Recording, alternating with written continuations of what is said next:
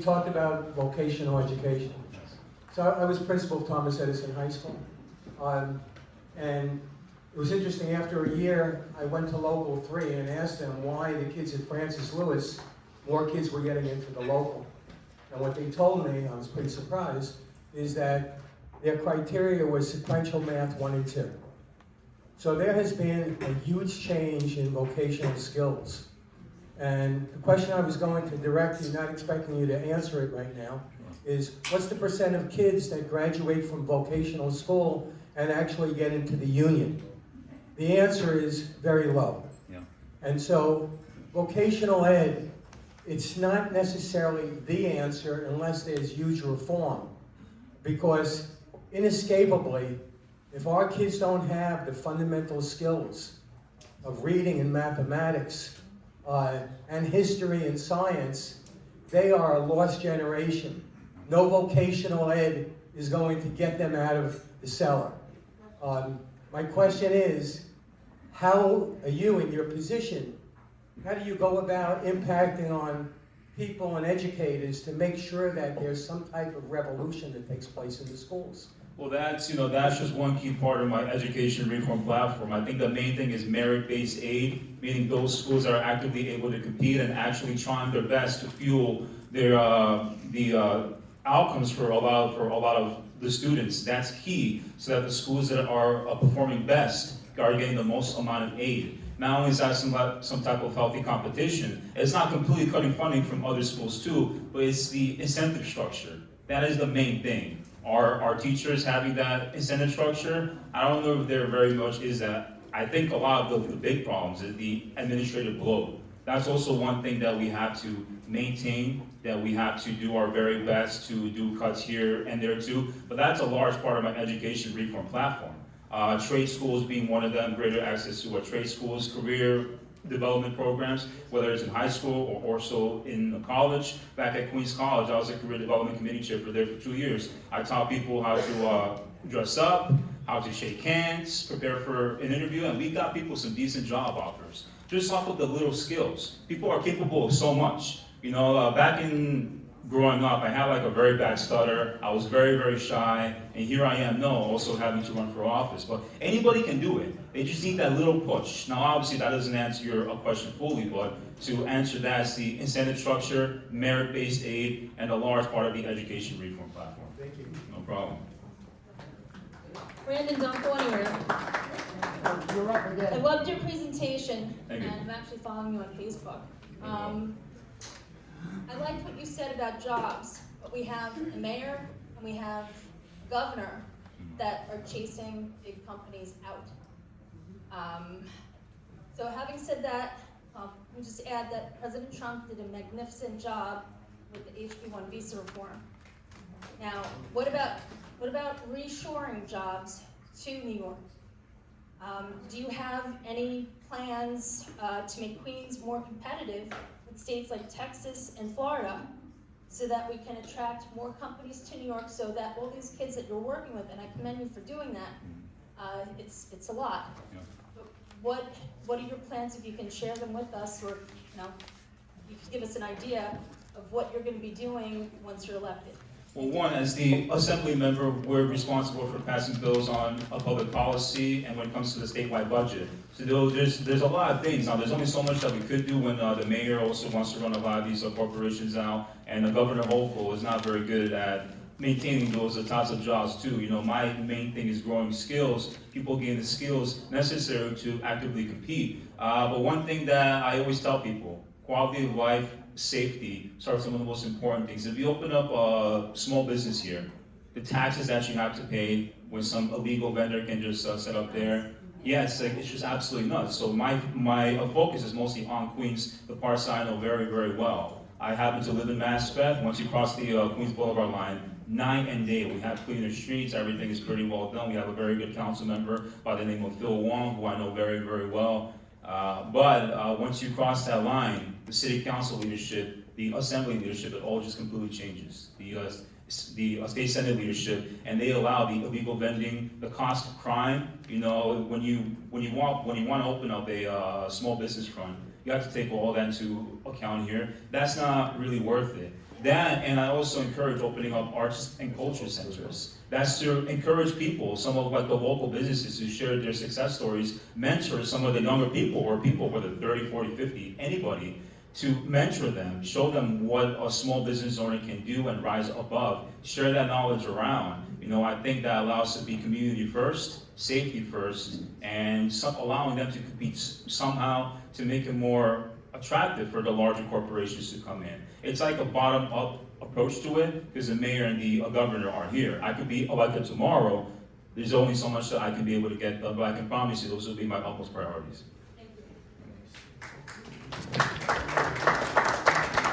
Next question.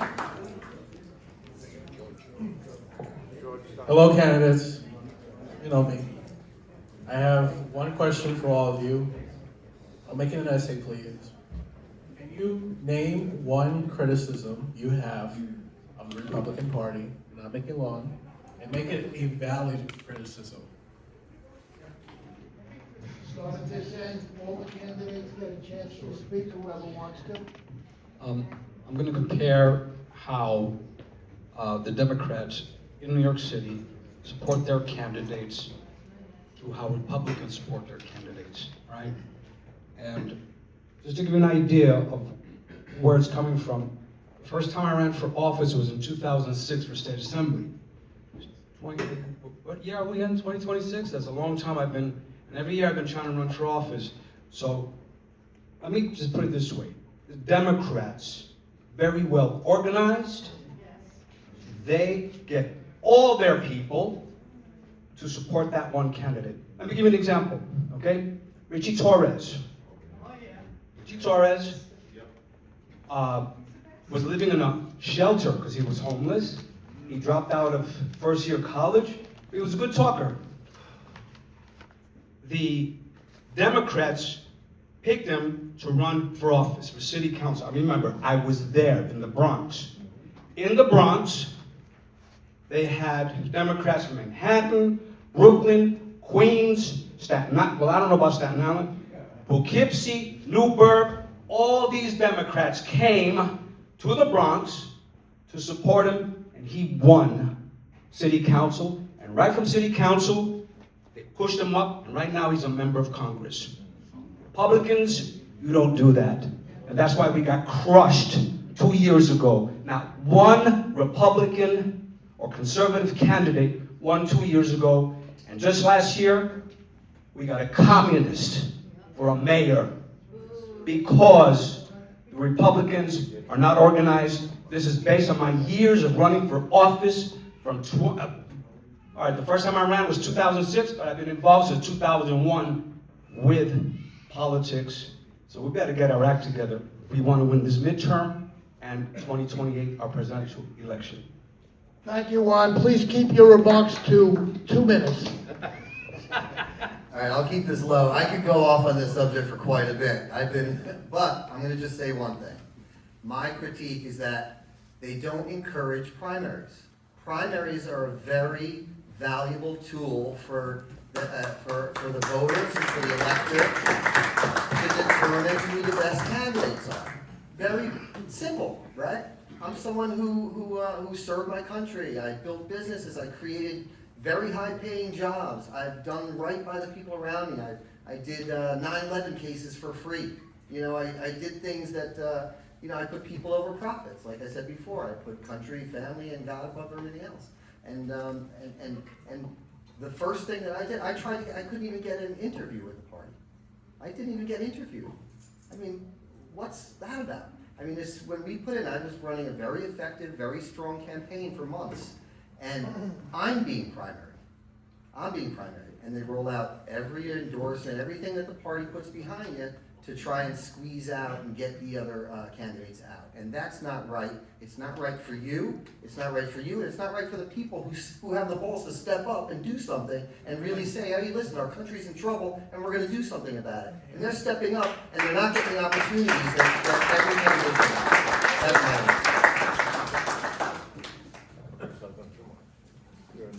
One minute, right? No, yes, I agree with everything that's going on here. We are definitely not united. definitely don't support one another. I tried to get on the primaries for mayor, that's how this whole thing started. Because I saw 11 Democrats on stage up there, and they were fighting, and they were getting free publicity. And I was like, why can't the Republicans do that? I called the only Republican place, and I didn't know anything at that point.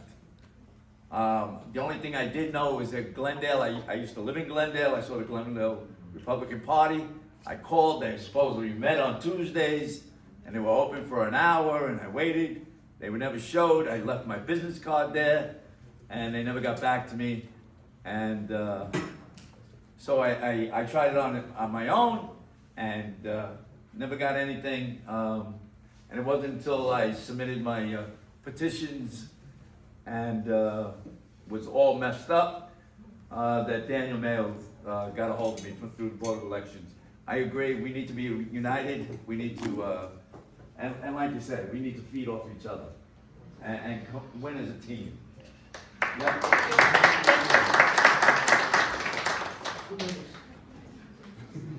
I have a lot of criticism of the Republican Party in New York State. I'll be honest with you.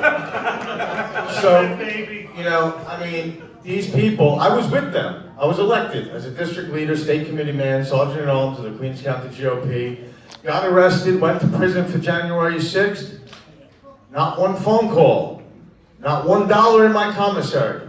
But from the clubs, I got money. You guys, people in this room, sent money and put it in my commissary. And I received a check when I came out. People raised money on a Give, Send, Go from another Republican club. And I was very humbled by that. And I was, at that point, I didn't want to be a part of the establishment anymore. I didn't want to be a part of them. You know, don't talk to this one. Don't let this one run for office. Don't let this one have a primary. Try to knock them out. All of this stuff. I mean, look, the Republican Party is rotten from the head down. Look at Ed Cox. C-O-X. That's how you spell his last name. Ed Cox, just for everyone who wants to know. So, he gave money in 2018. This is the chairman of the New York State Republican Party. The chairman gave money from his political action committee to, you're not going to believe this, Letitia Peekaboo James. And she was campaigning that she was going to go ahead and put Trump in prison. Yep. This is what we have going on. It's the uniparty. It's not the Republican Party in this state. Now, all of us, we're registered Republicans. It's a different story. They hide everything from all of you. They don't want you to know. Nobody knows who their assemblyman is currently because they don't want you looking them up and seeing what policies they got through in the middle of the night without your knowledge. Anyway, time's up for me.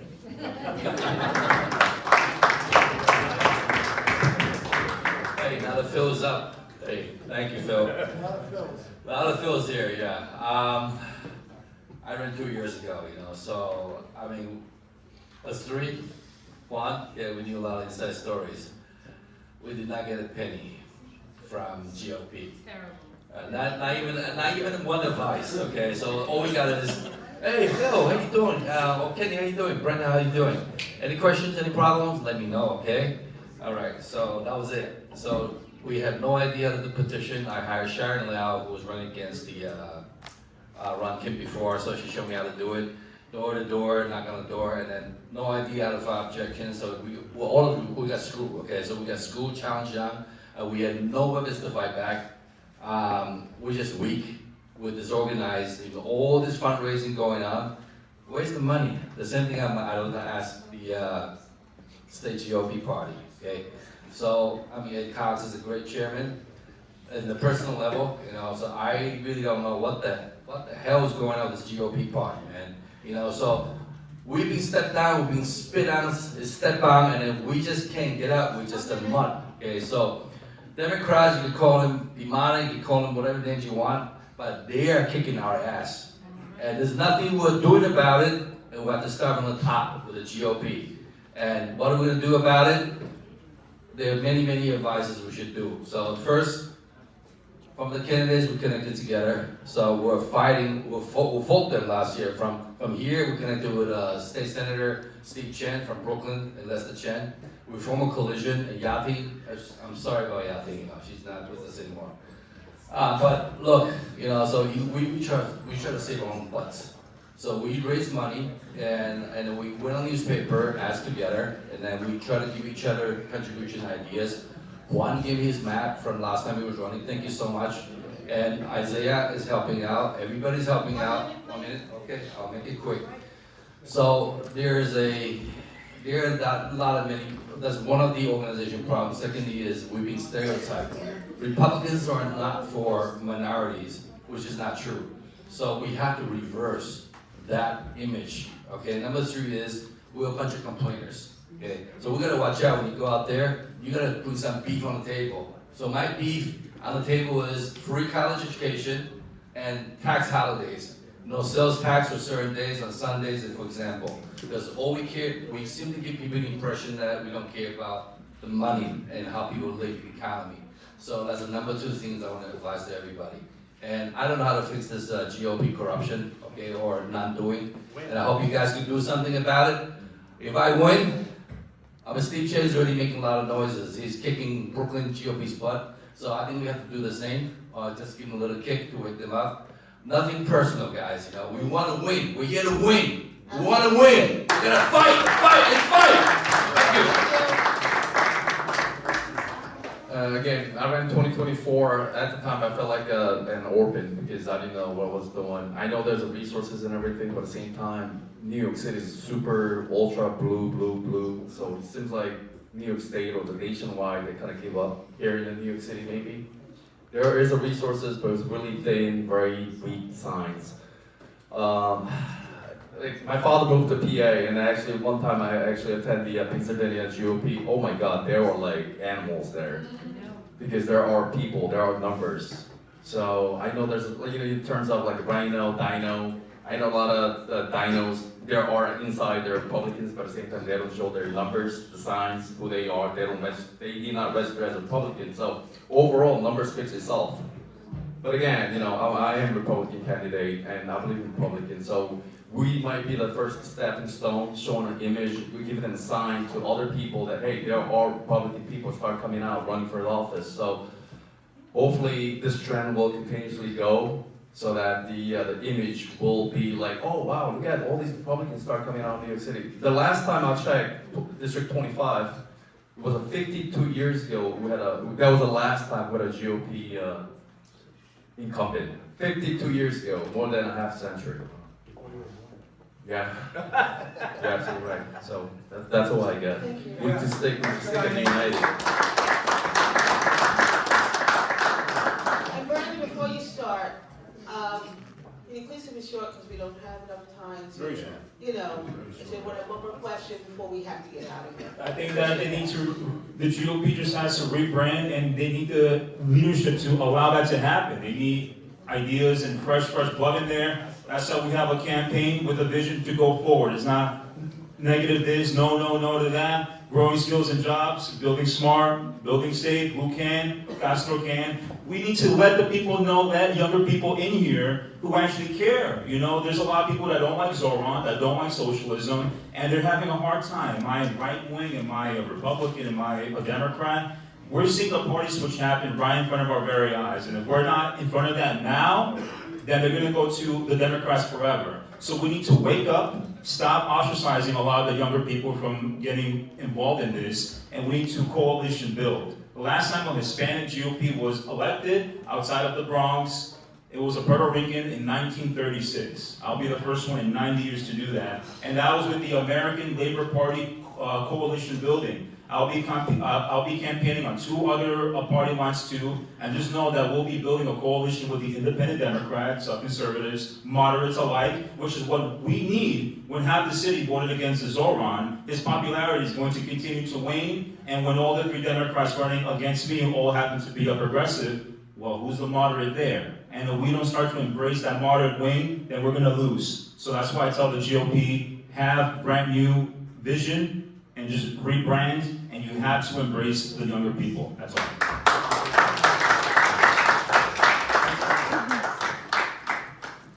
Brandon hit the nail right in the head. I think you really have to cultivate a young crowd, a younger audience, right?